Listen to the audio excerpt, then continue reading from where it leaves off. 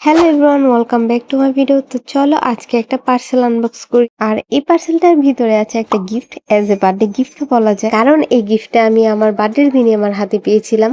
আর এই গিফটটা আমি পেয়েছি FAP পেজ থেকে। আর গিফট পাঠানোর কারণ হচ্ছে আমি তাসনিম আর্টিস্টে আপুর পেজে একটা কন্টেস্টে অংশগ্রহণ করেছিলাম। আর লাকিলি আমি ওইখানে উইন হয়ে যাই, আর এটা আমাকে গিফট হিসেবে পাঠানো হয়। তার জন্য থ্যাংক ইউ সো মাচ। আর তোমরা দেখতে পাচ্ছ এটা একটা মিনি বুকশেলফ, যেটা অনেক বেশি কিউট আর এস্থেটিক। যারা এস্থেটিক লাভার, বই প্রেমী কিংবা মিনিয়েচার পছন্দ করে তাদের জন্য এটা হবে বেস্ট একটা প্রোডাক্ট। তো আমি ক্যাপশনে FAP পেজটাকে মেনশন করে দিচ্ছি, তোমরা চাইলে ভিজিট করে আসতে পারো।